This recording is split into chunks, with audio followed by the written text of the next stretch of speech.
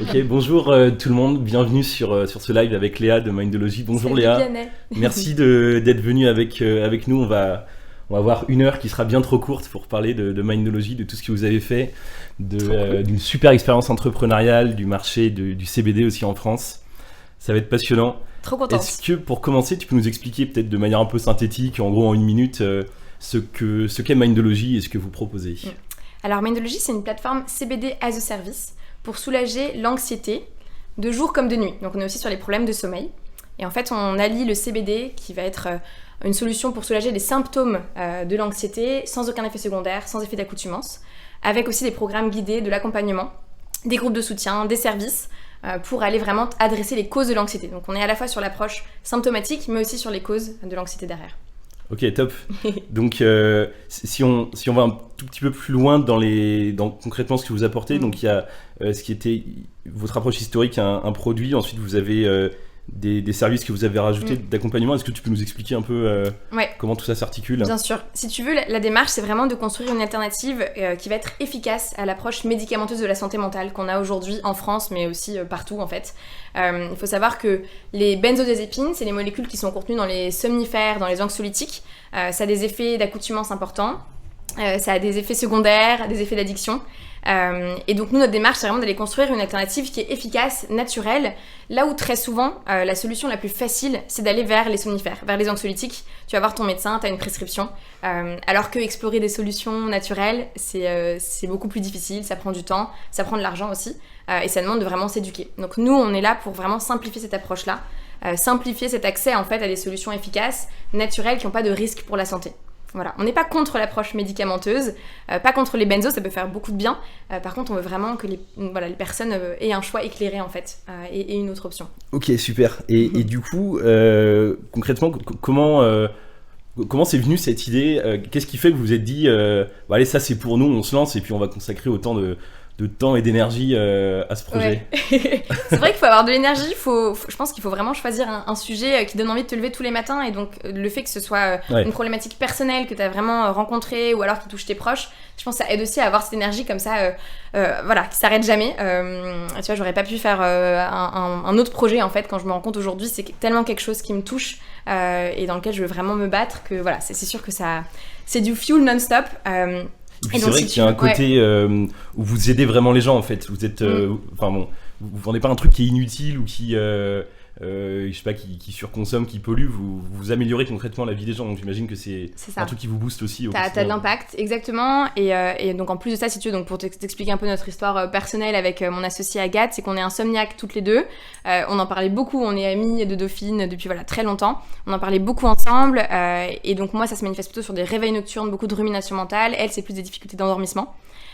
Et pendant le Covid, comme tout le monde, il y a eu une recrudescence de problèmes de santé mentale, de problèmes d'insomnie.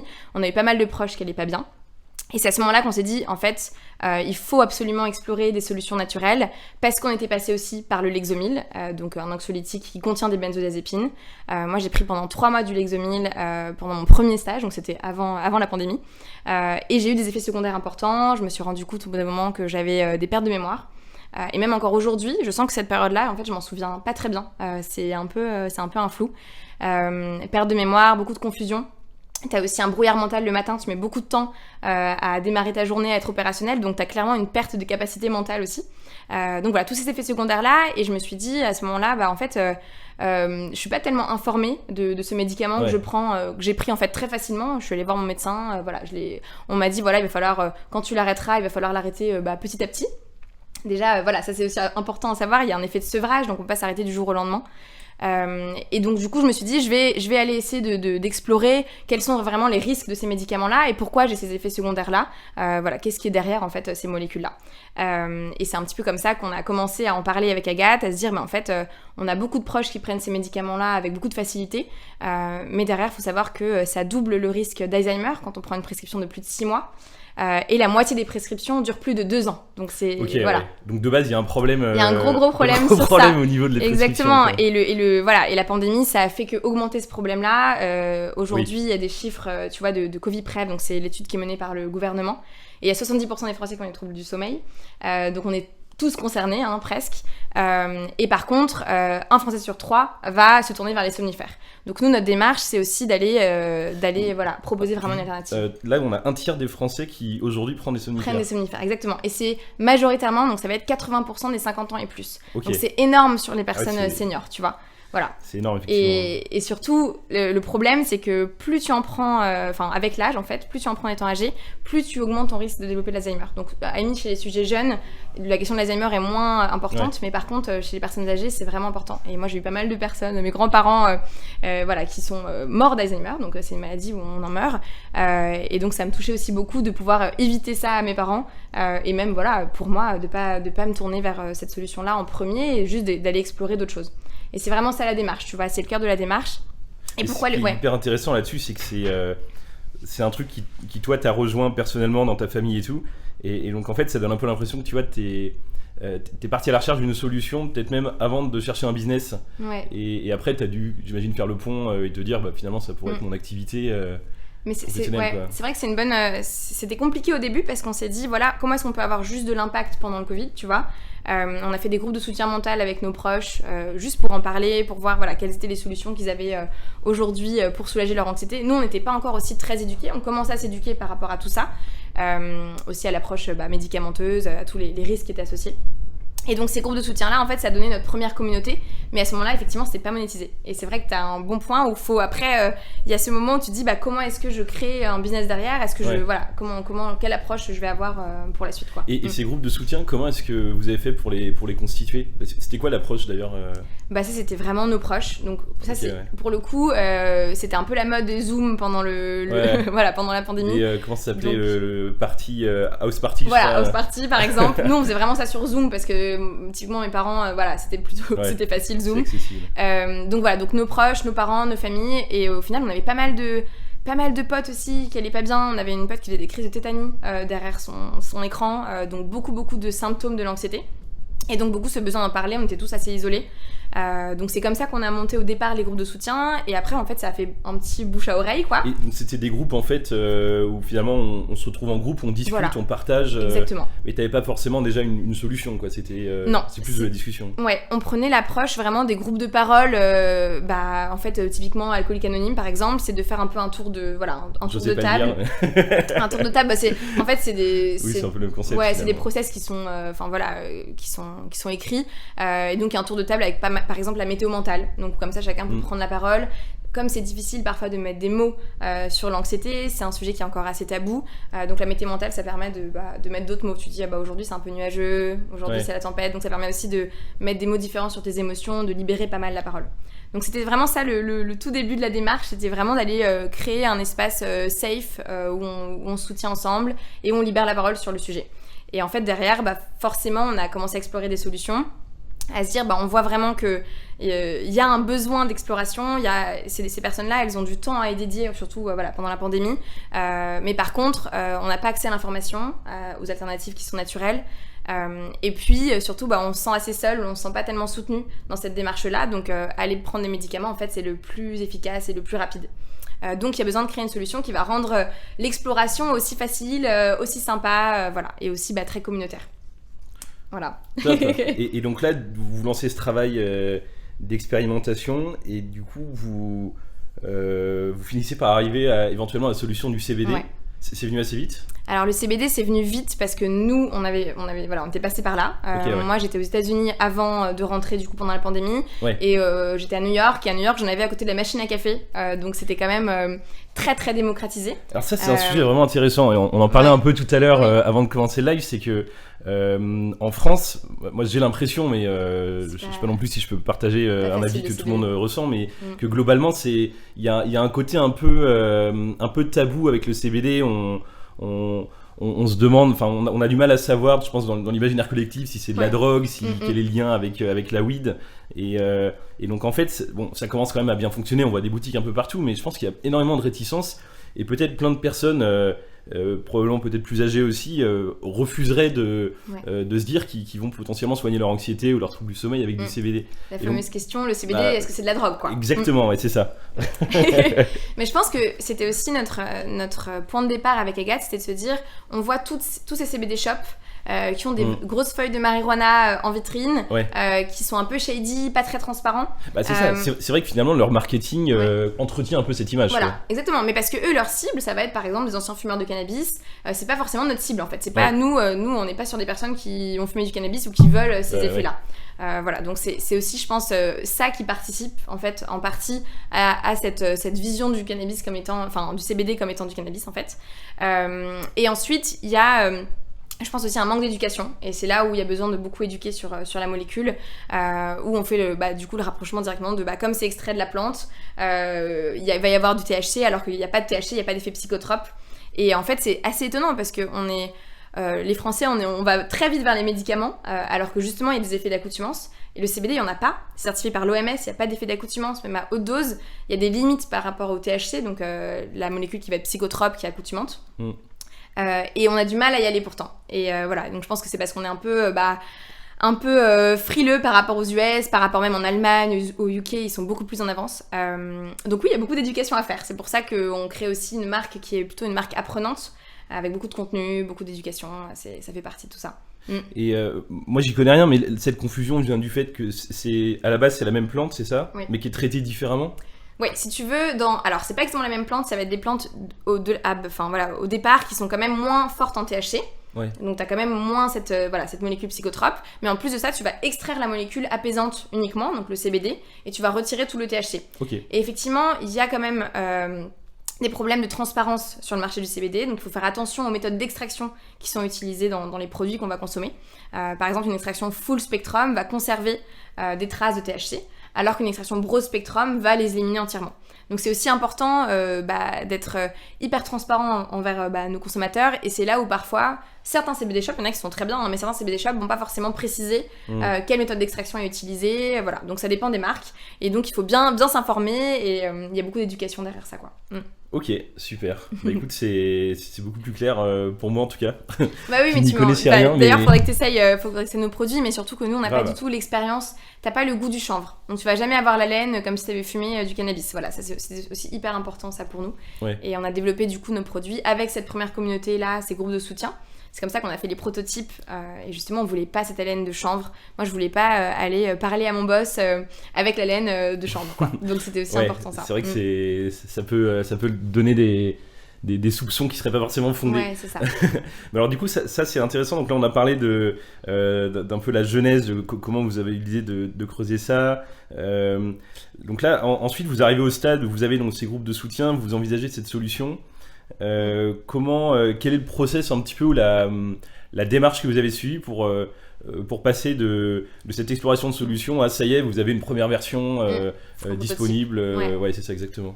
Là, ça passait vraiment par les échanges avec notre groupe de soutien. Donc, c'était vraiment d'essayer de comprendre à quel point est-ce qu'ils sont frileux par rapport au CBD, quels sont les points de friction qu'ils vont avoir, pourquoi est-ce qu'ils veulent pas tester.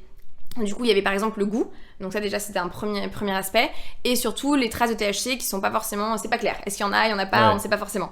Donc du coup, nous on s'est dit, il faut qu'on crée une marque qui va être hyper transparente, et surtout on va leur faire tester en fait. Donc on a pris ces personnes-là, on leur a envoyé par la poste des produits, et puis on a dit voilà, vous faites bien sous forme de cure, donc on en reparle dans une semaine. Et donc là c'était toujours le groupe, de famille, donc de là proches c'était et environ tout, 150 personnes, donc un petit groupe, 150, c'est quand même pour un test, c'est assez cool. Ça donne c'était assez cool. Pour les prototypages, je pense que c'était cool. Après, maintenant, par exemple, les infusions, on l'a fait avec beaucoup plus de monde. On l'a fait avec une communauté de 500 personnes, avec vraiment des sondages. Mais c'était aussi parce que c'était quasiment un an après. Voilà, donc du coup, c'est ces retours-là, donc sur l'expérience qu'ils avaient au moment de la cure, sur les effets qu'ils ressentaient, qui nous ont permis aussi de nous dire ok, c'est génial en fait, ça leur fait vraiment du bien, ça soulage vraiment le symptôme, et en même temps il y a tout ce travail d'enlever les frictions, donc il faut qu'on crée une marque qui est hyper transparente, hyper clean, c'est que des ingrédients qui sont français, qui sont cultivés en circuit court. C'est aussi hyper important d'associer le CBD avec des plantes médicinales, parce que tu vois, on connaît pas le CBD mais tu connais bien la verveine, le tilleul, donc c'est aussi des plantes qui vont te rassurer. Oui, c'est clair, parce que là, pour le coup, je pense que vraiment, tout le monde les connaît, celles-là, quoi. Voilà, exactement. Donc, c'était aussi d'avoir cette démarche hyper transparente, et puis surtout d'aller vraiment répondre aux besoins de ce premier groupe de soutien-là, en se disant si eux, ils sont contents, ils vont en parler et ça va créer du bouche à oreille et voilà, ça va faire du sens. Et puis surtout, nous, on avait vraiment un intérêt. Moi, je voulais que mon père arrête le Lexomil, par exemple. Ouais. Donc, on avait aussi un intérêt au-delà de ça.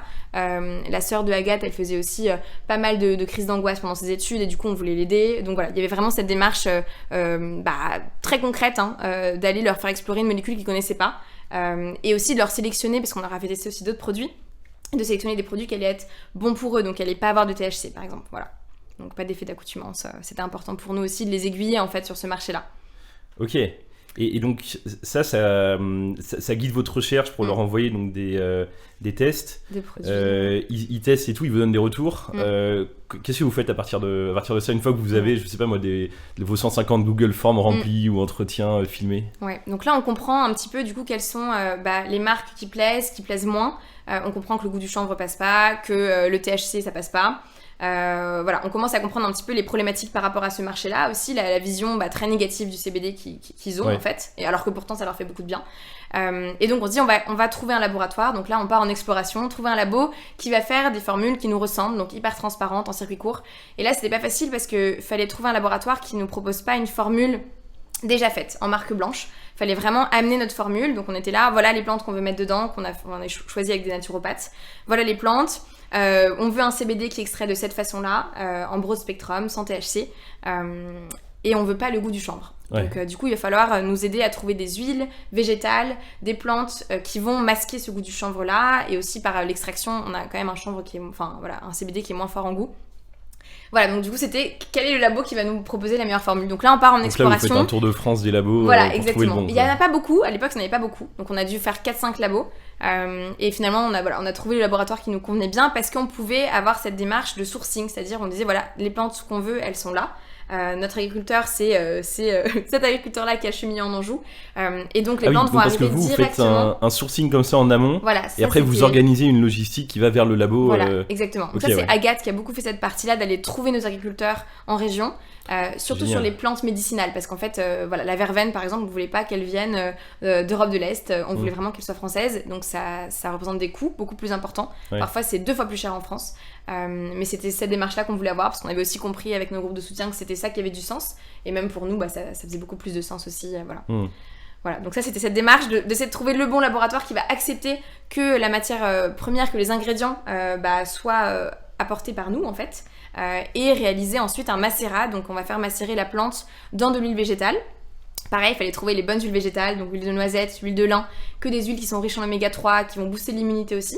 Donc on n'a pas l'huile de chanvre par exemple, parce que l'huile de chanvre ça a un goût de chanvre simplement. Mais il y a plein de bienfaits dans l'huile de chanvre, mais voilà. Nous on a fait ce choix de pas avoir ce goût là. Et du coup l'huile de noisette par exemple, c'est un super goût, c'est assez agréable en termes d'expérience. C'est dans l'huile bonne nuit, et du coup avant de se coucher c'est agréable d'avoir un petit goût un peu sympa, et pas une haleine de chanvre par exemple. Oui, ça je viens de croire. Donc ok, vous trouvez ce labo. C'est vrai que c'est sympa de leur part d'accepter ça, parce que j'imagine que c'est plus de contraintes que s'ils avaient un pack de et moins de marge pour eux. Produits. Ouais, et moins de marge. Mais du coup là vous arrivez, et en gros eux leur mission c'est de réaliser du coup un premier prototype à partir de ce que vous avez identifié, c'est ça? Exactement. Et donc là de nouveau on part en A/B test avec cette première communauté là. Donc là pour le coup c'était un peu la fin du confinement, donc on organise un événement. Donc là c'était compliqué parce qu'il fallait leur faire goûter, mais il y avait quand même les masques et tout ça, bon, voilà. Et on fait goûter différentes versions de chaque prototype. Donc c'est comme ça qu'on a choisi quelles vont être donc ils notaient quelles vont être les meilleures versions de nos produits. Donc ça c'était vraiment sur les 3 premières huiles, les 3 premiers produits qu'on a lancés pour soulager l'anxiété de jour comme de nuit, le matin aussi. On avait 3 produits qu'on a toujours d'ailleurs, mais voilà, c'était la première gamme en fait. Et donc ces prototypes là, c'est ça qui nous a permis en fait de lancer la campagne Ulule. Une fois qu'on avait les protos, on a fait une vidéo de campagne, et on a lancé du coup la campagne Ulule avec le soutien de la communauté, du coup cette première communauté de groupe de soutien. Alors ça c'est un sujet hyper intéressant, et je pense qu'on va finir par se faire sponsoriser par Ulule, parce que nous on en parle à chaque fois. Parles tout le temps. Et en même temps c'est un passage un peu obligatoire aujourd'hui pour quelqu'un qui lance une marque grand public. Je sais pas si c'est obligatoire. Non, tu peux faire sans. Tu peux faire sans. Mais c'est un sacré coup de boost quand même. Il faut avoir une grosse communauté de base si tu veux faire sans. Peut-être que ça correspond même surtout à des projets qui d'une certaine manière sont engagés, tu vois, que ce soit sur parce qu'ils font bien ou parce qu'ils font bien un truc qui en soit normal. Et mais en tout cas, je constate que ça marche énormément en ce moment et nous, ouais, dans nos invités, il y en a pas mal qui l'ont fait. Ouais, tout à fait. Et puis 900 Care, je crois qu'ils y sont passés aussi. On les recevra bientôt. Et du coup, en gros, ce qui est assez intéressant, je trouve, c'est de comprendre quelles sont les stratégies, tu vois, qui sont mises en place, parce que comme Thibaut, vous avez explosé Ulule. Vous avez eu, d'ailleurs c'est marrant, vous avez un pourcentage de succès qui est assez proche de celui de Papa Outan, et donc qui est vraiment très très bon, je crois plus de 2000%. Et en gros la question c'est quelle stratégie, tu vois. Ouais, c'est quoi les clés de succès. Nous c'était difficile parce que le CBD on est limité en acquisition. Donc par exemple Meta, ils vont bloquer nos pubs, donc c'est vrai que c'est compliqué. Donc on devait pas miser sur ça. Ouais. Il fallait qu'on trouve d'autres solutions. Donc on s'est dit on a déjà cette communauté, ça a beaucoup de valeur, cette première communauté là. Donc on va les engager. On a fait un WhatsApp et on les engageait pour qu'ils partagent à fond la campagne. Et on a lancé du coup pendant 2 jours au départ la campagne juste auprès de ces proches là. Qui devait faire du bouche à oreille en fait. C'était un peu l'astuce, c'est de se dire d'abord on la lance à un cercle hyper restreint et comme ça eux ils explosent les scores et ensuite une fois qu'on la lance en public, il y aura déjà un score qui va être assez élevé et donc toi t'as moins de friction si tu me connais pas, t'arrives et tu te dis en fait ils ont déjà atteint quasiment leur objectif. Voilà, donc c'était aussi rassurant pour des nouvelles personnes qui arrivaient sur la page et ça permet aussi de juste avoir des preuves de traction, des preuves Enfin, ça rassure quoi. Je crois que c'est une bonne pratique qui est assez commune, ça, c'est de se dire tu mets un objectif au début qui est peut-être pas hyper élevé et tu mobilises ta communauté à fond pour qu'elle vienne saturer cet objectif dès le début. Et après, tu vas mettre en place plein de choses pour aller toucher au-delà de proche en proche finalement. Exactement. Ouais. Et cet objectif-là, c'est aussi intéressant pour toi qu'il soit bas, parce que si tu le dépasses pas sur Ulule, tu touches pas les fonds. Donc en fait, t'as aussi un intérêt purement c'est financier ou remboursé. Financier, parce que voilà.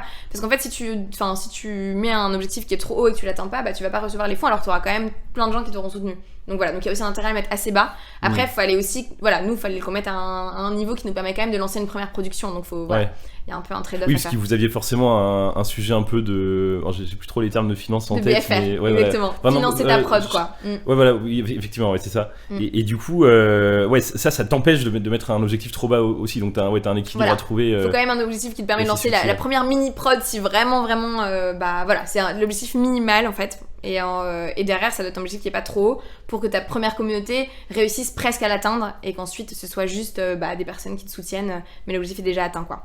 Et donc toi, ta première communauté, tu crées un groupe WhatsApp, tu la contactes, tu leur dis bon voilà, on va lancer, tu les chauffes bien, tu les harcèles le premier jour. On les harcèle, on fait des stories, c'était et vous comment ça va, et on pouvait taguer 3 personnes. Donc ça c'était une astuce et tous nos proches l'ont fait. Ah oui, et vous, tu veux comment dire ça va, chacun la santé mentale, ouais. Voilà, donc c'est aussi sur libérer la santé mentale, et du coup on taguait des proches, et du coup ça avait un peu un effet boule de neige. Voilà, sur notre Instagram aussi, on avait déjà lancé l'Instagram 2 mois avant, ça aussi je pense que c'est une best practice, en tout cas de en pas le lancer pile au moment du Ulule. Ulule, en tout cas, voilà, de lancer un peu avant. Je pense qu'à refaire, on l'aurait lancé encore plus tôt, honnêtement, parce que ça permet tellement d'avoir de la visibilité à ce moment-là, voilà. Nous on avait lancé 2 mois avant, donc il y avait déjà une petite communauté.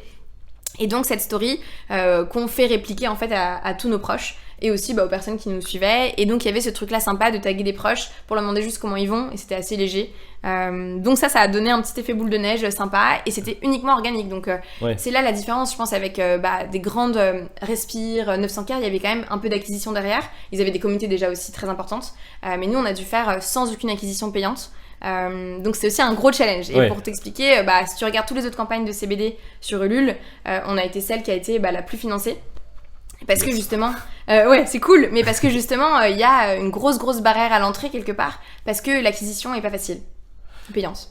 Oui, ça c'est vrai que c'est un sacré frein, t'es obligé de tenter d'autres choses, parce qu'en fait ta première communauté, on en a parlé, vous l'avez bien fait, et après une fois que cette première communauté a participé et que là il faut commencer à relier d'autres personnes, donc là où une autre boîte pourrait faire de l'acquisition payante, toi t'es obligé de tenter les trucs pirates. C'est ça. Du coup c'était quoi vous votre nous vos c'était pas mal la presse. On est allé littéralement toquer à la porte de certains journalistes pour leur donner des produits. Donc ça c'était vraiment de se dire ok, si on a des retombées presse, ça va booster. Et vous cibliez quoi comme média? Télématin.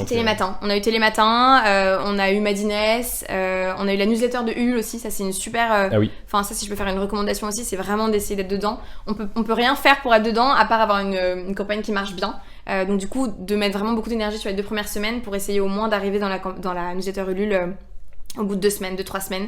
C'est des campagnes de 1 mois, 1 semaine en général. Et ça, c'était vraiment, on a vu quasiment le chiffre doubler, quoi. Donc c'est avec la newsletter. Avec la newsletter, parce qu'en fait, c'est que des personnes qui ont déjà soutenu des projets. Oui, donc c'est une cible assez qualifiée finalement. Et en plus de ça, c'est souvent les parents des porteurs de projets ou des familles. Et nous, c'était vraiment notre cible. Voilà, c'est plutôt, on a une cible parfois, enfin sur les VIP, c'est souvent plus de 45 ans, voilà. Et donc du coup, on était, je pense, vraiment très alignés avec la cible de Ulule.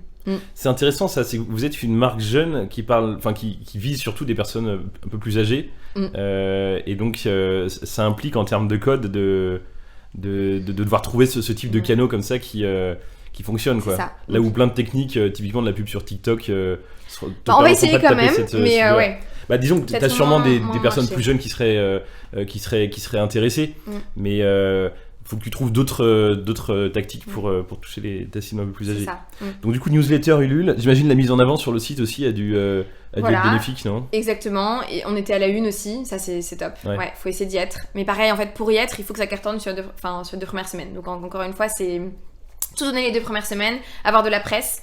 On voyait vraiment, quand on a eu Télématin, on avait un énorme pic, enfin c'était assez incroyable. Donc du coup, il y a beaucoup d'impact quand même de la presse. Donc nous, c'est comme ça qu'on a fait. La communauté de bêta-testeurs, la communauté Instagram et puis la presse. Et ensuite, Ulule qui nous a quand même bien boosté. Ce qui était sympa, c'est qu'on avait pris un coach Ulule, ça aussi je recommande.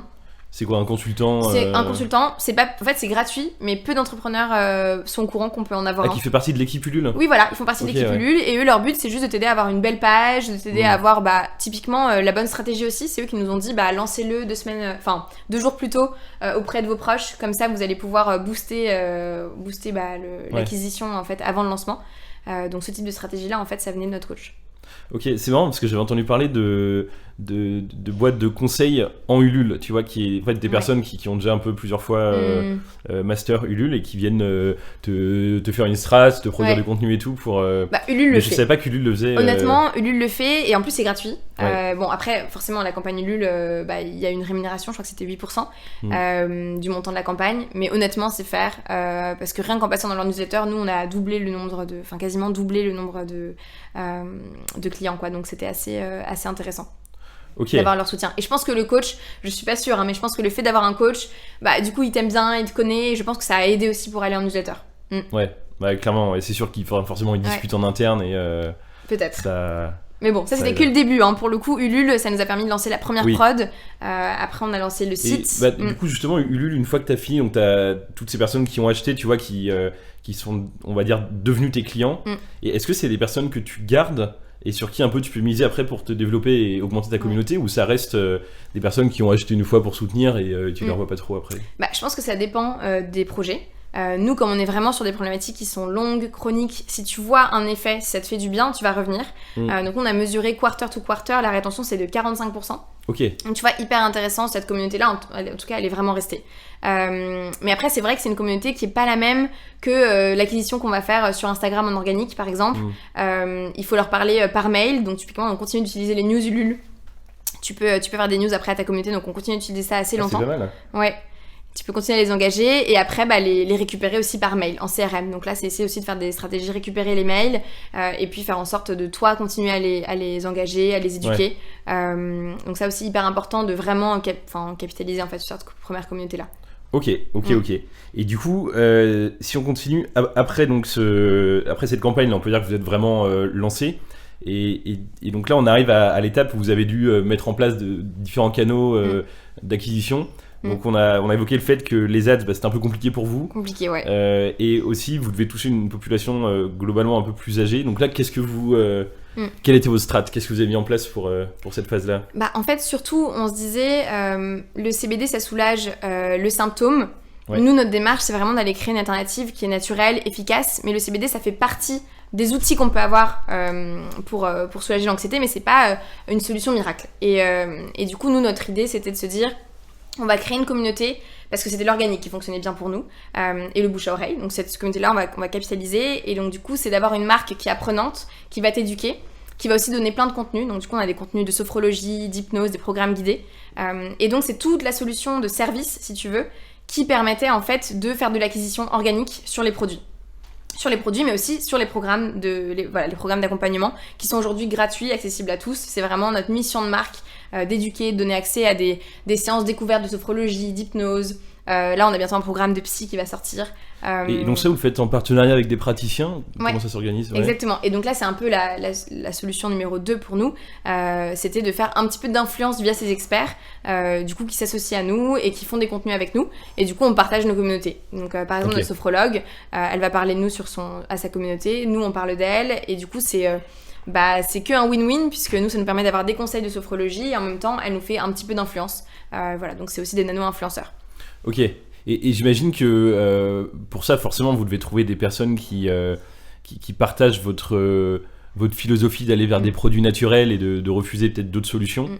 Donc là, il y a un travail un peu de sélection qui doit être minutieux. Exactement. Là, il y a un tri. Il y a aussi vraiment expliquer la démarche. C'est-à-dire que nous, on vend pas la partie accompagnement. On vend les produits, mais surtout la partie accompagnement, elle est accessible à tous. Donc, il y a aussi vraiment le côté engagé, en fait, de se dire qu'on va donner accès à des solutions qui sont pas forcément accessibles à tous, qui sont payantes normalement. Une séance sophrologie, ça coûte 70 €. Enfin, c'est quand même assez cher. Ouais.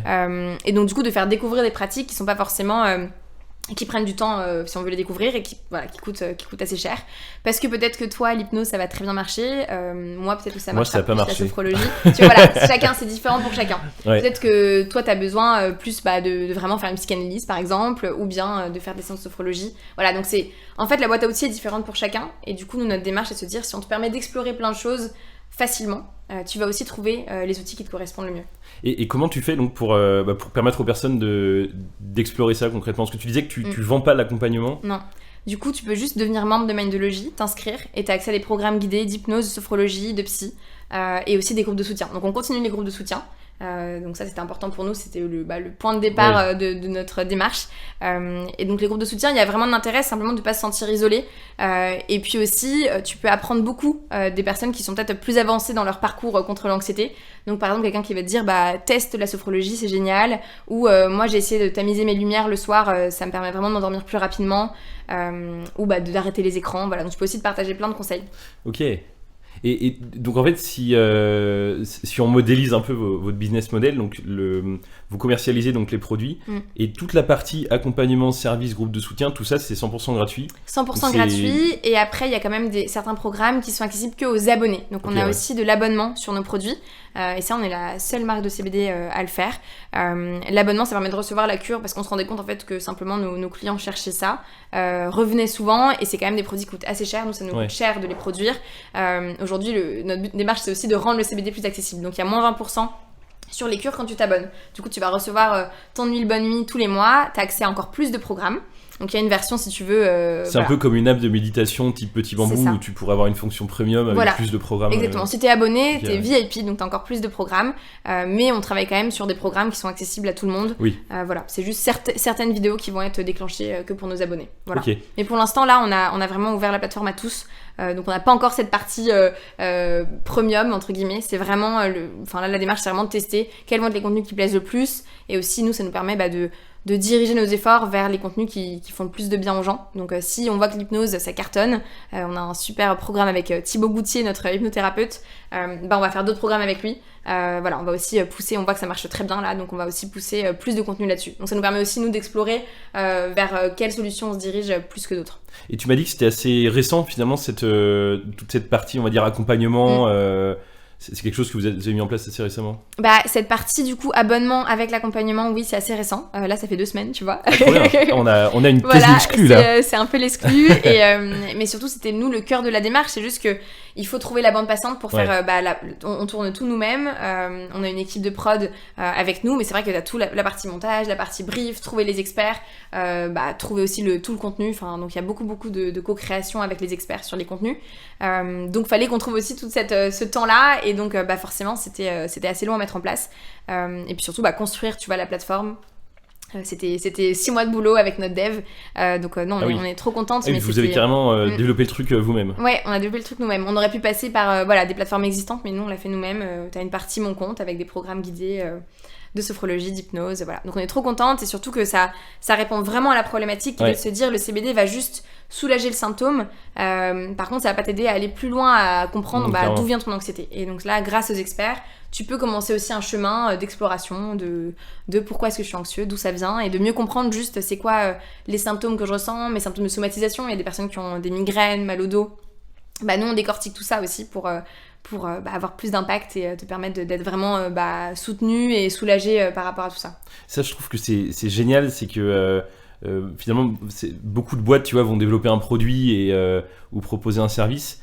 Et vous, l'envie que vous avez en fait derrière, c'est d'avoir une approche, enfin ce que tu me disais finalement tout à l'heure, mais carrément plus globale, où tu es là pour résoudre un problème, et vous vous rendez compte que ce problème, finalement, il n'est pas juste résolu par un produit, mais aussi par toute une manière d'être et un apprentissage de choses que tu dois faire ou pas, une meilleure compréhension. Et donc vous avez une approche qui est hyper globale avec ça, et je trouve que c'est vraiment gagnant, parce qu'en fait vous rejoignez les gens dans à la fois leur recherche de compréhension intellectuelle, dans leur envie peut-être de changer un peu leur mode de vie, et puis aussi ils ont besoin d'un produit qui chimiquement va les aider, va leur donner un coup de pouce, vous leur proposez aussi quoi. Ça, c'est ça. C'est vraiment d'avoir une démarche qui est globale, qui est holistique. Et le fait de pas juste en fait, reproduire une approche médicamenteuse qui va juste apporter une solution ponctuelle à ton problème, et derrière, on te laisse avec ton problème. Donc voilà, donc la démarche, c'est aussi de t'aider à simplement t'équiper de plein d'outils qui existent, mais qui sont pas forcément faciles à connaître, en fait. L'hypnose, moi, c'est vrai que j'avais plein d'a priori sur l'hypnose, par exemple. Et en fait, le fait de tester, du coup, tu te dis attends, mais en fait, je perds pas du tout le contrôle. Je reste complètement consciente pendant la séance. Donc c'est aussi assez intéressant de te dire, en explorant, tu te dis ça marche super bien pour moi pour le sommeil, ça marche moins bien. Et en fait, j'ai moins peur de cette solution-là que j'avais peur. Voilà, donc c'est top. Beaucoup d'éducation. Moi, je suis très impressionné par cette approche holistique. Je trouve que c'est un super positionnement. Ça va être beaucoup de boulot aussi, puisque vous êtes combien là aujourd'hui on est 5, on est 2 fondatrices, on a 2 alternantes et une stagiaire. Donc et vous c'est faites encore tout ça toute petite équipe. Et en plus, on a lancé Monoprix. Donc là, on est dans tous les Monoprix de France. Et donc c'est la galère parce qu'on est que 5. Et là justement, Emeric de 900K nous a pas mal aidé parce qu'il y a vraiment une importance à être beaucoup sur le terrain. Et donc c'est hyper dur en fait quand t'es que 5. Par rapport à la distrib, tu veux dire ? Sur la distribution, ouais. Et sans perdre non plus de vue que nous, notre objectif, c'est d'être beaucoup plus digital, d'être vraiment plateforme d'éducation, la plateforme CBD Service qui est vraiment le cœur du modèle, et on voit plutôt le retail comme étant de l'acquisition en fait, de l'awareness, se faire connaître quoi. Oui, parce qu'en fait, j'imagine que on va parler après plus en détail un peu de la stratégie distrib, mais quand quelqu'un achète un de vos produits en distrib, il y a forcément une transition à faire pour amener la personne à découvrir plus l'intégralité du service, ce qui doit passer peut-être par le packaging, j'imagine. Ouais. Du coup, on met un QR code sur les produits qui emmène vers une séance découverte de sophrologie. Et maintenant, aujourd'hui, on va changer le QR code, on va le faire emmener plutôt vers la partie devenir membre parce qu'il n'y a plus que la sophrologie. Avant, on n'avait que la sophrologie. Maintenant, il y a plein d'autres programmes. Donc du coup, on essaie de se dire qu'on va faire de l'acquisition physique qui va amener vers de la rétention en digital. Donc ça, on teste. Honnêtement, pas encore sûr qu'on va craquer le truc, mais on va voir.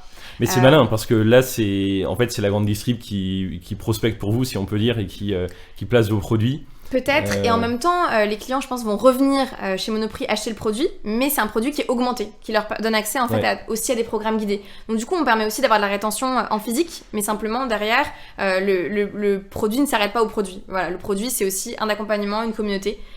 Et donc du coup, il y a aussi un intérêt pour Monoprix d'avoir ce QR code-là, puisque derrière, c'est des services en fait en plus pour leurs clients. Et ça, est-ce que vous arrivez à avoir des métriques sur ce taux de transformation d'un client Monoprix en un abonné Mindology? C'est dur. Ça fait combien de temps que vous êtes Ouais, c'est ça. En fait, c'est lancé depuis août. Donc là, les métriques, pour l'instant, on les a pas. Enfin, on n'a pas encore. L'objectif, c'est 20%. Donc c'est quand même un objectif qui est assez faible. Mais effectivement, c'est à monitorer, tu vois. Donc pour le coup, on se dit qu'aujourd'hui, Monoprix, c'est un investissement marketing avant tout. C'est de se faire connaître. Et c'est d'abord, ça l'objectif. Et ensuite, derrière, on mesurera, je pense, dans 2-3 mois. Qui, ou aussi en appelant les consommateurs, qui est venu par Monoprix, parce que ça peut simplement, sans passer par le QR code, ça peut être juste que tu nous as découvert chez Monoprix et que derrière tu vas sur Google et que tu nous trouves en fait. Bien sûr, ouais. Donc ça fait de l'awareness. Voilà. Ouais, ça c'est clair. Et comment ça se passe? Comment vous êtes rentré chez Monoprix? Ça, c'est une question qui m'intéresse pas mal parce qu'on parle souvent, tu vois, du rapport de force complètement déséquilibré entre les grands vilains distributeurs et les pauvres petites startups. C'est quoi le process? Monoprix, pour le coup, ils sont très friands des nouvelles startups, ils soutiennent beaucoup l'innovation. Donc, je pense que c'est le meilleur acteur, en fait, à essayer en premier, je pense, en tout cas, dans le retail. Simplement, c'était beaucoup de harcèlement massif. Donc, on a essayé, clairement, depuis la campagne Ulule, on essaye. Donc vous avez identifié un service ou un contact? On a identifié l'acheteuse, ouais. Okay, ouais. L'acheteuse en charge de la catégorie. Et comment t'as fait pour la trouver, typiquement? LinkedIn. Et après, on a parlé aussi avec nos concurrents. Ce qui est cool dans le CBD, c'est que comme c'est un marché qui est énorme, il n'y a pas beaucoup d'acteurs, il y a beaucoup de soutien, il y a une filière, vraiment, il y a un syndicat du chanvre, il y a beaucoup de soutien entre les concurrents. Donc, on a aussi clairement échangé avec nos concurrents qui étaient déjà chez Monoprix. Et puis ça, aussi c'est marrant, ça. Ouais, ça c'est marrant, c'est pas commun. Mais en même temps il y a besoin aussi d'avoir une offre qui est assez diverse, et souvent on n'est pas tous sur le même créneau, donc du coup on permet aussi d'augmenter la catégorie dans son ensemble. C'est pas répartir le camembert, couper le camembert, c'est faire grandir le camembert, quoi. Donc du coup c'était intéressant pour eux aussi d'avoir une offre assez complète, et donc après c'est du harcèlement massif, on a envoyé nos produits. Ça aussi, je pense que c'est important de se dire que les produits, souvent, ils parlent d'eux-mêmes. Donc, les envoyer, en fait, derrière, ça permet d'avoir une expérience, ça permet de découvrir la marque. Et après, c'est une trace qui est sur le bureau, quoi. Donc, si t'as envoyé le produit, la personne, elle t'a tous les jours, peut-être sur son bureau. Et du coup, c'est un peu un reminder constant. Voilà. En tout cas, de ce qu'on a compris pour Monoprix, c'était ça. Et aussi, on a commencé à travailler avec elle assez tôt, sans être encore chez Monoprix, pour retravailler nos packaging, pour qu'ils soient complètement alignés avec ce que Monoprix cherche en rayon. Et tu veux dire qu'avant de signer le contrat, vous lui avez demandé son avis sur ce qu'elle pensait de votre design? En fait, on a un peu commencé comme ça, exactement. Maintenant, en y repensant, c'était vraiment lui demander des feedbacks. Comment est-ce qu'on fait pour que nos produits soient bien en linéaire, soient bien visibles en linéaire. Et donc, par exemple, sa reco, c'était, tu vois, le facing, en fait, on a changé. Avant, c'était un facing qui était aussi blanc comme ça. Du coup, tout simplement, il nous a dit, mettez tout en vert, comme ça, on va différencier vos gammes, et c'est beaucoup plus visible aussi en linéaire. Donc pareil, sur les infusions, on a aussi mis tout un facing d'une couleur. Donc pour bien différencier les gammes et pour être plus visible, pareil, le logo, le CBD, de grossir beaucoup la concentration en CBD, parce que c'était ça que les consos cherchaient.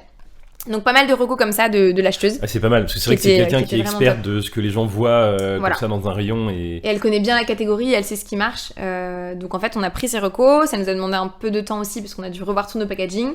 Mais après, on lui a dit, voilà, on est prêt. C'était de lui dire, on essaie d'être référencé, mais pas forcément chez Monoprix. Qu'est-ce que vous pensez de nos produits et tout? Non, on était cash, on veut être référencé chez Monoprix. Voilà nos produits, comment est-ce qu'on fait pour être référencé, et on est prête à changer nos packaging, en fait. On est prête à vraiment faire des améliorations pour que ça marche bien chez vous. C'est là où c'est chouette d'être flexible aussi. C'est chouette d'avoir cette flexibilité de jeune boîte où on peut rapidement changer nos packs. On n'avait pas une production de 3000 infusions qui attendaient, on pouvait rapidement changer ça. Ça aurait été complexe. Ok, donc discussion avec cette acheteuse. Et j'imagine qu'il y a un moment où ça passe... je sais pas moi, il doit y avoir un peu un comité qui décide parce que c'est quand même un investissement de la part de Monoprix de se dire qu'ils vont vous distribuer. En fait, je pense que eux ils se disent on va tester et on va voir comment ça va fonctionner. Donc ils nous ont lancé d'abord sur 30 Monoprix.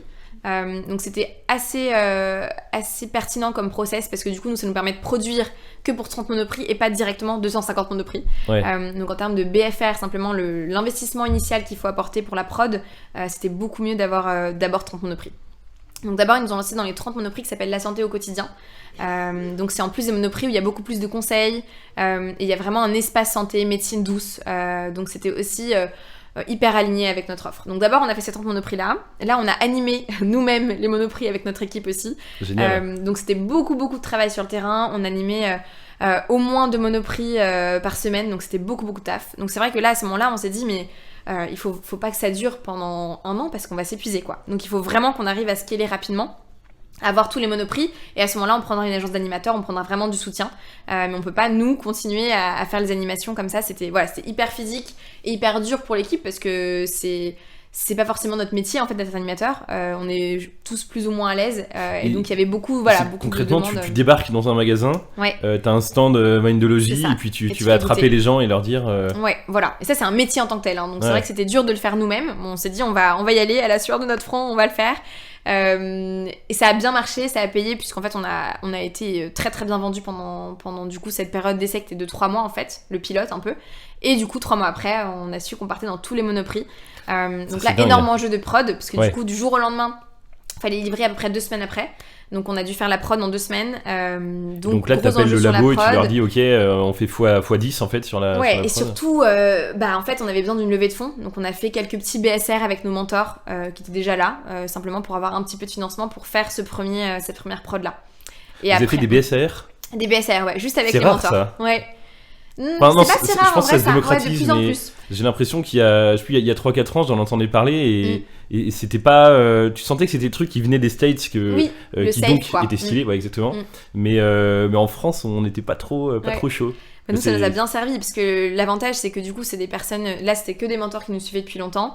Ouais. Et en plus de ça, le BCR, ça te permet de pas attendre d'avoir toute ta levée pour lever et donc pour recevoir le cash sur ton compte en banque. Là, tu peux faire une levée très rapidement en fait. Donc, une mini levée très rapide. D'ailleurs, ça, c'était un sujet dont j'aurais bien aimé parler. C'est est-ce que sur le plan du financement, comment tu finances en fait un projet qui est sur un sujet qui peut être un peu tabou, comme on le disait tout à l'heure, tu vois. Notamment, je pense à BPI, aux subventions qui. Voilà, comment. Ouais. Est-ce que c'est plus compliqué en gros? Surtout que toi, t'as bossé dans l'investissement avant, donc tu connais bien un petit peu. bien le sujet. Très compliqué pour. En fait, tous les VC institutionnels, ils vont avoir des LPs qui vont être des assurances, des banques. Ah oui, bah ouais. Et ça, du coup, c'est complexe pour nous. Ouais. Parce que du coup, il y a des problématiques de compliance, de KYC, et donc les deux business en fait un peu complexes, c'est en général sexe et CBD, ou drogue et dérivés, ils appellent ça comme ça. Drogue et dérivés. Donc là, c'est compliqué de rentrer là-dedans. Ouais. Mais par contre, aux US, au UK, il y a des énormes fonds de VC, Index Ventures, Greycroft, GFC, eux, ils investissent dans du CBD. Donc ça bouge, c'est juste qu'en France, pour l'instant, c'est encore un peu complexe. Et les fonds étrangers peuvent pas faire des deals en France? Voilà, exactement. Donc ça c'est l'option. Pour l'instant, là, on n'a pas eu besoin tout de suite, mais on s'est dit on va prendre des BA, des mentors, parce que ça correspond aussi plus au stade d'avancement où on était. Mais oui, donc pas de prêt bancaire. Donc ça, c'est plus compliqué aussi. Ah ouais, surtout que... Tu vas avoir plein de banques au début et tu te prends plein de murs parce qu'en fait, CBD, trop complexe, donc BNP, toutes les banques traditionnelles, on les a faites. Très compliqué. C'est incroyable, elles vont toutes non, quoi. Ouais. Après, heureusement, les banques digitales en ligne sont plus en avance, donc nous, on est avec Conto maintenant et c'est génial. Ouais. je recommande. Là, tu parlais même pas de prêt, tu parlais d'ouverture de compte. D'ouverture de compte, ouais. Ouverture de compte, après prêt, du coup, encore plus galère, mais ouverture de compte, déjà, c'était compliqué. Je pense que ça a bien bougé depuis, nous, c'était quand même, il y a presque 2 ans maintenant qu'on a juste eu besoin de mettre les statuts et d'avoir un compte en banque. Mais ouais. Mais je trouve ça dingue qu'ils aillent jusqu'à refuser l'ouverture d'un compte bancaire parce que t'es pas non plus une société de deal. Un peu de recherche leur permettrait de comprendre ils ont pas besoin de toi, quoi. Donc en fait, s'ils ont le choix entre différents projets, toi t'as pas encore de preuves, tu vois, que t'as un business. Pour prêter, mais pour ouvrir un compte, ils ont pas du tout de. Normalement, ils ouvrent des comptes comme ça, quoi. Je te retourne la question, je sais pas, franchement, c'était vraiment la galère. Mais bon, au moins on a fini par trouver. Non mais Conto c'est très bien. Voilà, Conto c'est très bien, donc on est très contente. C'est hyper automatisé, ça correspond bien à ce dont on a besoin. Mais c'est vrai que c'était complexe au début, les prêts pareil. Et finalement on a quand même réussi là, donc en termes de financement, je conseille aussi l'affacturage. Ça on a pu le faire parce que simplement c'est du prêt sur des factures, c'est de l'avance sur facture, donc en fait c'est pas du tout risqué pour les institutions, donc ça on a pu le faire aussi. Et sinon c'était Ulule. Ça tu veux dire que c'est les factures que vous devez encaisser et que vous encaissez plus vite? Voilà, Monoprix par exemple.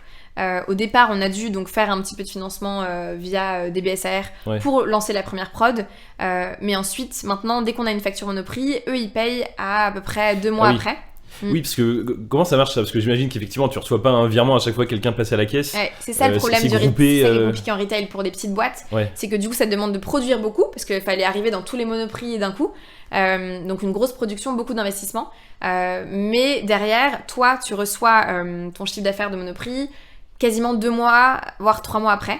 Donc en termes de BFR, t'as un problème parce que du coup, tu dois payer ton fournisseur, ton labo, voilà, tu dois payer tes agriculteurs. Donc voilà, il y a quelque chose d'assez difficile. En fait, tu peux avoir 3 mois où t'es un peu en mode oula, genre on fait comment là? Voilà, donc déjà, il faut bien négocier avec tes fournisseurs pour étaler un peu les paiements. Donc ça, c'est aussi important d'avoir une relation sur le long terme où ils sont assez sécures avec toi, ils savent que tu vas finir par payer, mais juste t'étales le paiement parce que t'as pas encore ton paiement de Monoprix. Et là, maintenant, on a mis de l'affacturage en place. Donc ça, c'est quand même... ça résout bien le problème. Du coup, t'as une banque qui te donne directement ton financement sur la facture, quoi. Ok. Parce que Monoprix, ils regroupent sur un mois ou une semaine ou un truc comme ça. Voilà, c'est ça. Ils vont regrouper, ils te payent le trimestre au bout de 3 mois.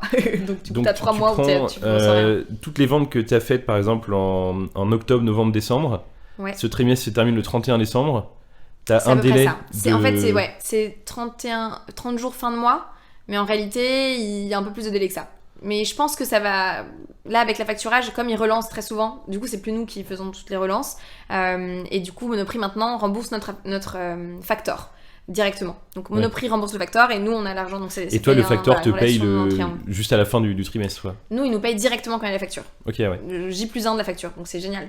Mais ça veut dire que ta vente que tu as fait en début de trimestre, donc typiquement, là, début octobre, elle sera payée... quasiment 2 mois, voire 3 mois après. À la fin du trimestre, plus 1 mois, en fait. C'est pas fin de trimestre, c'est vraiment des trimestres, tu sais, que tu décales, quoi. Donc c'est, voilà, je sais plus comment on dit. Mais... Trimestre glissant. Voilà, glissant, exactement. Voilà, donc, du coup, il y a un peu de temps par rapport au paiement, mais ça reste, du coup, gérable vu qu'on a la facturage. Mais oui, du coup, comme solution de financement, si je reviens, il y avait au départ un peu de nos fonds propres. Ulule. Ça, c'était vraiment le gros financement pour faire la première prod. C'était vraiment important. Et ensuite, derrière, on a lancé directement le site. Donc, on a tout de suite commercialisé. Tout de suite eu du chiffre d'affaires. Et ça nous a permis aussi d'avoir de l'investissement pour produire. Et pour lancer de nouvelles gammes, par exemple. Ok. Mais écoute, c'est passionnant. Et je savais pas du tout que ça fonctionnait comme ça, en fait, la grande distrib. Et c'est vrai que ça te force à financer ce BFR. Faut faire l'effort, quoi. Oui. Mais alors que eux, d'ailleurs, c'est terrible parce que eux, ils encaissent, tu vois. Ah bah oui, eux, leur BFR, il est au top. Hein. Eux, ils doivent même placer cet argent, j'imagine, parce qu'ils ont une masse de cash incroyable. Ouais, c'est sûr que c'est un bon modèle de leur côté. C'est curieux parce que bon, en fait, tu vois, tu disais qu'ils s'engagent, ils veulent promouvoir des jeunes marques et tout, donc c'est très sympa effectivement de le faire. Ils sont pas obligés. Ils pourraient aussi filer un petit coup de main financier en payant un peu plus vite, tu vois. Après, je pense qu'on peut négocier ça. À mon avis, ils sont assez flexibles, ça peut se négocier. Simplement, nous, c'était pas ce qu'on avait dans le contrat. Et puis, t'as un sujet de rapport de force aussi, j'imagine. Voilà, aussi. Et nous, on voulait y aller. Donc, on s'est dit, on va trouver des solutions. On y va et on trouvera des solutions après, quoi. C'était un petit peu ça, la logique. Et au final, ça a bien fonctionné comme ça. Donc, aujourd'hui, tu vois, Monoprix, ça nous a permis quand même d'avoir énormément d'awareness. Donc ça reste quand même un énorme soutien qu'ils nous ont fait, ils nous ont fait confiance. C'est pas facile aussi pour eux parce qu'ils sont pas sûrs qu'on va pouvoir produire dans les temps, donc ils prennent aussi quelque part des risques parce que ces petites marques, on n'a pas des gros process derrière, on n'est pas Coca avec des process de prod énormes, donc ils prennent aussi le risque de se dire est-ce qu'ils vont livrer à temps, est-ce qu'ils vont bien suivre nos process qui sont quand même assez stricts, et nous on a dû apprendre tous ces process là de livraison. Il faut livrer à un horaire particulier, avec un format particulier aussi, donc il faut bien impacter le nombre d'infusions, c'était 12 infusions par carton, fallait respecter ça. Donc voilà, il faut aussi faire attention à tout ça avec des QR codes qui sont sur les cartons pour qu'ils puissent eux rapidement en entrepôt faire le dispatch. Parce que du coup tu livres à un entrepôt central qui redispatche ensuite aux différents Monoprix. Ok. Et t'as un seul entrepôt central pour toute la France? Oui. Après il y a différents process, tu peux aussi travailler en direct avec les Monoprix, ça dépend du contrat que t'as. Au début on travaillait en direct avec les 30 Monoprix et ensuite maintenant on est passé par l'entrepôt central. Ok.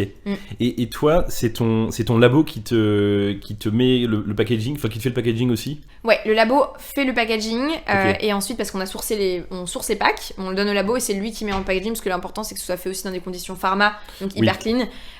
Et ensuite ça part dans le centre logistique. On a un centre logistique qui, eux, du coup, envoie à l'entrepôt central, suivant les codes de palettisation de Monoprix. Ok. Donc, il faut aussi, toi, te former toutes les équipes qui bossent avec toi, pour qu'ils suivent bien les standards de Monoprix, pour que la commande, simplement, soit acceptée, en fait, la livraison soit acceptée par l'entrepôt.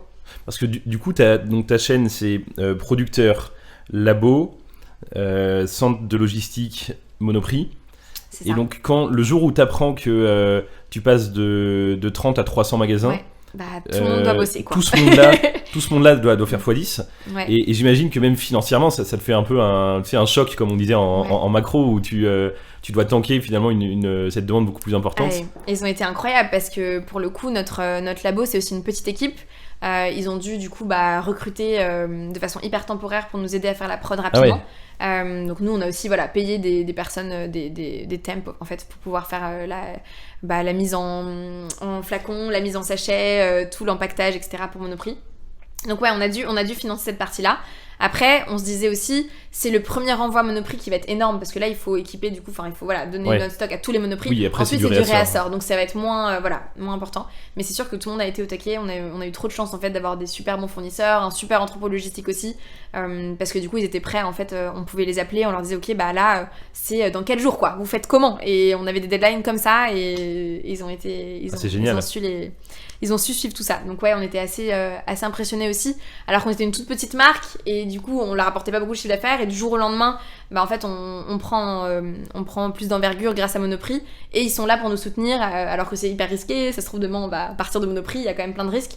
Mais c'est vrai que c'était génial d'avoir ce soutien-là en fait de pros quoi qui sont derrière toi et qui disent ok t'inquiète là on va recruter des personnes ça va le faire on va tenir les deadlines quoi. Et puis là pour le coup ce que je trouve top c'est que vous récoltez aussi tout le bénéfice et puis je pense que ça doit être aussi assez satisfaisant même sur le plan moral de vous être dit que vous alliez rester en France pour votre production parce que ça vous permet donc de donner plus de boulot, plus d'affaires à toute une chaîne française et puis donc ça déjà c'est très satisfaisant et en plus en termes d'organisation c'est beaucoup plus simple que si vous aviez des sous-traitants aux quatre coins du monde à devoir activer. Tout le monde peut répondre beaucoup plus vite. C'est ça Tout le monde peut répondre beaucoup plus vite. Simplement, il y avait des problématiques par rapport aux plantes. Parce que, en fait, parfois, tu as ton producteur de plantes qui n'a pas assez de stock. Donc, simplement, voilà. Donc là, il fallait trouver d'autres agriculteurs aussi pour donner plus de production. Par exemple, le tilleul, ça avait été compliqué. Enfin, voilà. Pour continuer à être en France. Et donc, il y avait ce travail-là aussi de multi-sourcing, en fait. Là où, au départ, on n'avait qu'un seul producteur sur chaque ingrédient, on pouvait faire ça. Là, il fallait, du coup, avoir plusieurs producteurs. Donc oui, du coup, on a eu plus d'impact, on a donné du business à plus d'agriculteurs aussi. Donc oui, en fait, c'est clairement une filière qui crée de la valeur tout au long du process, quoi. Et c'est génial pour vous d'avoir une visibilité sur toutes ces choses. Et en fait, vous êtes un peu le chef d'orchestre qui relie des acteurs qui étaient déjà là en France et vous les faites bosser ensemble.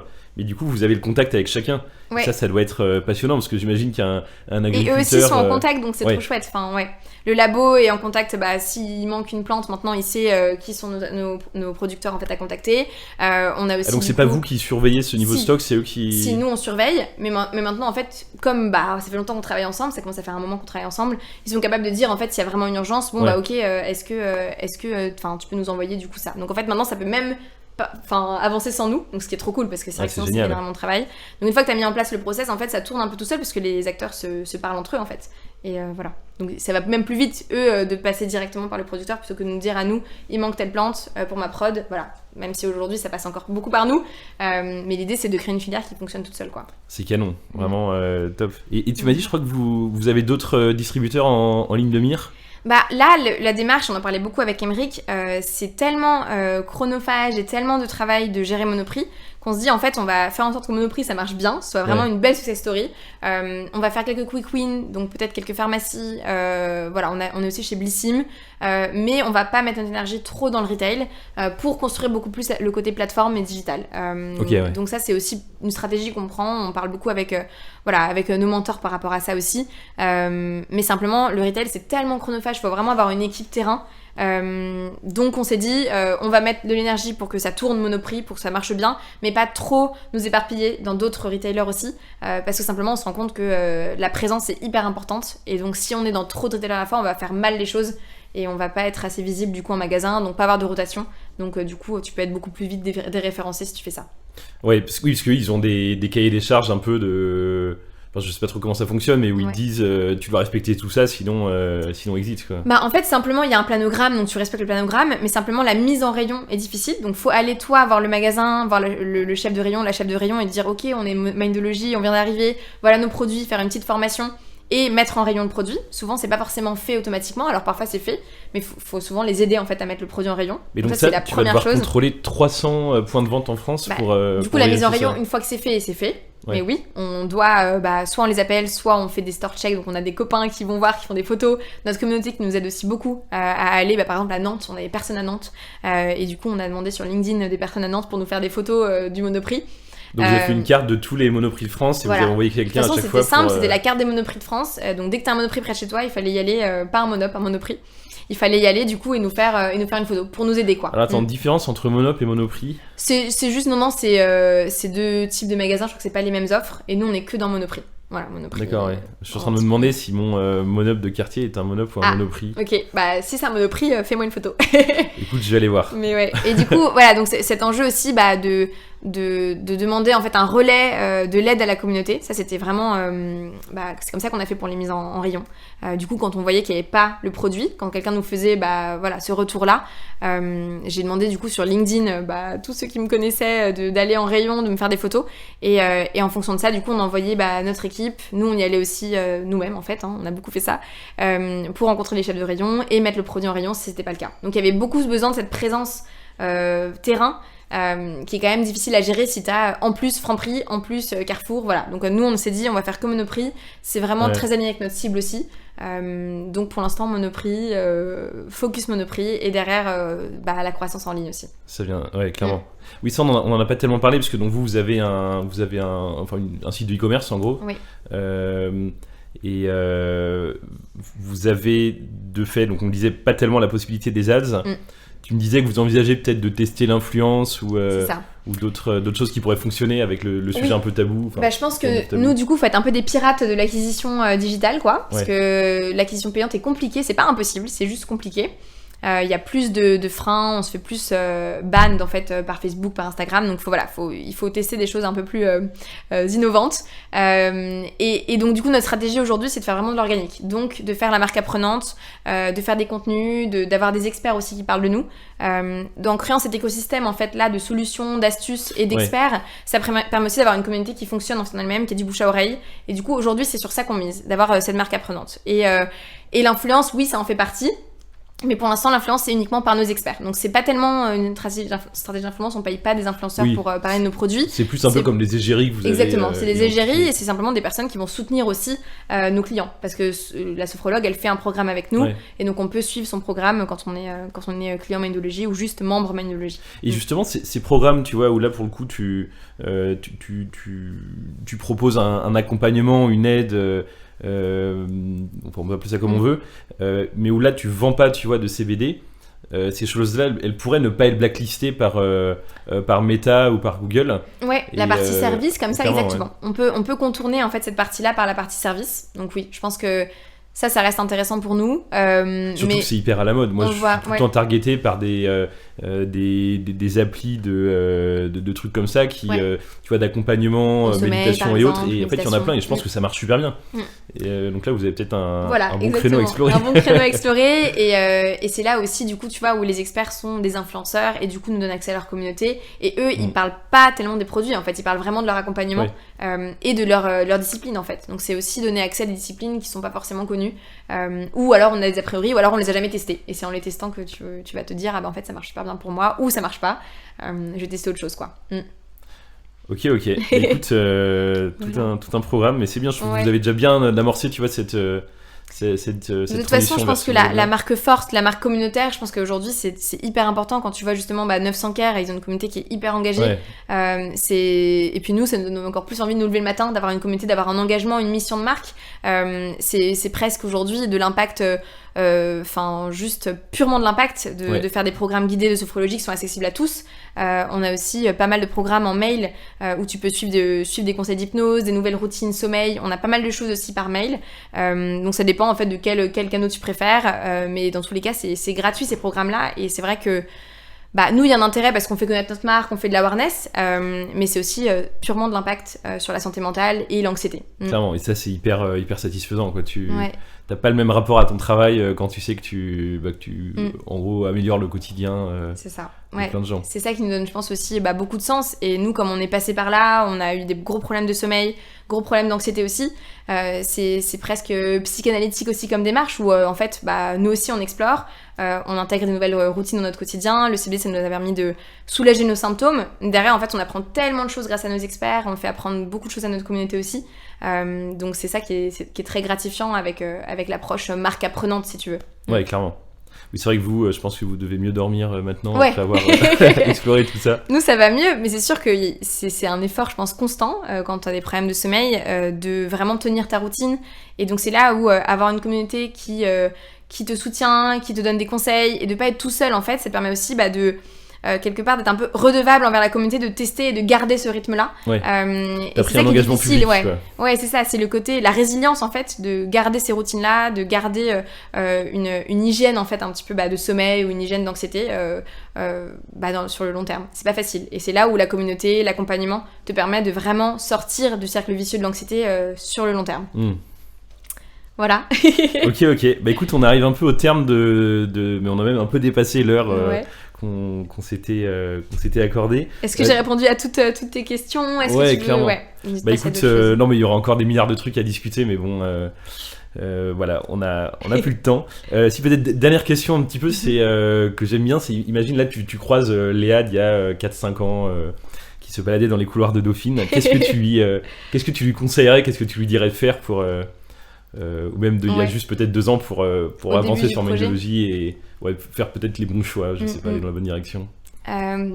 Écoute, déjà Agathe, c'est mon associée de cœur et je suis tellement heureuse qu'elle soit avec moi dans le projet. C'est tellement clé de en fait avoir la bonne personne à côté de toi. Et je me rends compte en fait tous les jours que les succès sont beaucoup plus forts parce qu'elle est là, mais aussi les moments de doute, en fait heureusement qu'on est ensemble et j'aurais jamais pu faire ça toute seule. Donc déjà le côté fonce avec Agathe, en fait à partir du moment où t'as Agathe, ça se passera bien. Je pense que c'est aussi tellement important de s'entourer de la bonne personne. Et donc ça déjà, ce truc-là t'as Agathe, donc en fait rien ne peut t'arriver de mauvais, ça va bien se passer. Et ça tu l'expliques par un bon match de personnalité? Ouais, c'est ça, un bon match de personnalité, mais surtout au début, il y avait forcément, on se connaissait très bien, on était amis, mais forcément il y a un risque, on sait pas comment on va être dans le travail, et il se trouve que dans le travail on est aussi hyper complémentaires. Et donc ça marche super bien, et quand t'as beaucoup de up and down dans l'entrepreneuriat, et c'est top d'avoir quelqu'un à côté de toi, et je sais pas, honnêtement, je sais pas comment on fait quand on est tout seul. C'est beaucoup plus dur à gérer. Et en même temps, nous, comme notre projet, et quelque part, c'est une vraie psychanalyse de nous-mêmes, et j'en parlais aussi avec une amie, elle me disait, il y a pas mal d'entrepreneurs qui en fait font leur projet pour se psychanalyser, parce que quelque part, tu apprends beaucoup de choses sur toi. C'est clair, ouais. Et donc c'est aussi hyper important d'être avec quelqu'un qui est bienveillant. Et comme tu vas, surtout nous, ça parle d'anxiété, ça parle de problème de sommeil, donc ça nous touche en fait directement. C'est aussi chouette d'être avec quelqu'un où t'es en confiance, c'est un espace qui est hyper safe. Et voilà, je pense que c'est ce que je me dirais. Top. Bah écoute, super. Je te rejoins complètement sur cette importance. C'est vrai que ça fait énormément. Ouais, toi aussi, tes associés, je pense que ça joue énormément. Ouais, on est très complémentaires et effectivement, c'est dans les moments heureux, t'es très content de partager ça avec ces personnes, et dans les moments difficiles, tu continues, alors que peut-être, même très certainement, seul, t'aurais arrêté, quoi. Ouais, c'est ça. Et tu tiens dans la durée, en fait. Grâce à ton associé, tu tiens. Parce qu'en fait, il y a des moments où t'es démoralisé, il y a des choses qui n'arrivent pas alors que t'as donné beaucoup d'énergie. Et je trouve que le fait d'avoir quelqu'un, en fait, ça te... t'y retournes pour la personne. Et toi, ça fait longtemps que tu t'es lancé avec eux. Et si ça tient toujours, c'est que c'est top, quoi. Ouais, clairement. Bon, on a traversé quelques belles galères. Donc là maintenant, je pense que plus rien ne peut nous arriver. Ouais, voilà, exactement. Tu te dis, en fait... Et puis rien ne peut nous arriver parce que on est ensemble et en fait, au pire on pivote, au pire on se marre bien, on aura passé des moments incroyables et genre voilà, c'est quoi le pire qui peut nous arriver en final? En fait, tu le relativises vite, le pire, je trouve. Moi, les trucs, on s'éparpille un peu, mais les trucs un peu chauds qu'on a pu vivre, des moments où là on était un peu juste niveau trésor, où on perdait des gros clients ou je sais pas quoi, tu te prends des grosses claques, t'es un peu au bout de ta vie. Et puis tu te rends compte que finalement la vie continue et que la boîte continue mais en fait une fois que ça continue en étant passé par ces grosses tempêtes, tu relativises un peu la taille des petites vagues qui arrivent après qui finalement sont pas très impressionnantes. Quoi. Et ça aide d'être deux pour relativiser quoi. Et aussi je pense que ça aide simplement pour gérer l'anxiété de l'entrepreneuriat. Enfin nous on parle beaucoup de ça aussi. On a notre mentor Alexandre Dana qui a écrit un super bouquin qui s'appelle Entreprendre et surtout être heureux. Et du coup il y a beaucoup de travers dans lesquels on peut tomber quand on est entrepreneur et avoir quelqu'un qui t'aide à sortir en fait de tes ruminations mentales, de tes réflexes de comparaison excessive, de ton anxiété en fait au quotidien, ça t'aide aussi à être un peu plus les pieds sur terre et donc être deux ça aide vraiment en fait à pas juste être tout le temps dans ta tête et avoir ce syndrome de l'imposteur aussi. Enfin voilà, il y a beaucoup de choses qui sont difficiles quand on est entrepreneur je pense en termes de santé mentale. Et donc, être bien entouré, c'est hyper important. C'est clair. Vous pourriez lancer un programme pour entrepreneurs. Je sais pas si c'est peut-être déjà fait. On pourrait, ouais. Là, non, pas encore, mais un public. Il y a clairement un public, effectivement. Top, super. Écoute, merci beaucoup. Avec plaisir, c'était trop bien. Chouette discussion. C'était trop cool cette On- discussion avec toi. On remet ça dans 2 ans pour Et parler de la parfait. suite de Mindology. Ouais, trop Top. bien. Et il faut que tu Merci. testes les produits. Oui, clairement. Bah, effectivement, Léa est venue avec quelques produits Mindology, donc vous pouvez trouver dans tous les monoprix de France, comme on, Exactement, comme on et a sur notre évoqué. site aussi, mindology.fr. Absolument, qui livre partout en France, c'est Partout ça? en France, ouais, et même en Europe. Et même en Europe? Ouais, non. Ah bah super. Top. Et bien voilà, c'est tout pour nous. Merci beaucoup d'avoir assisté à ce live et on vous retrouve très bientôt. On a d'autres événements qui vont venir. Vous pouvez tout suivre sur notre page LinkedIn. Merci Voilà. à tous, à bientôt. Thank you.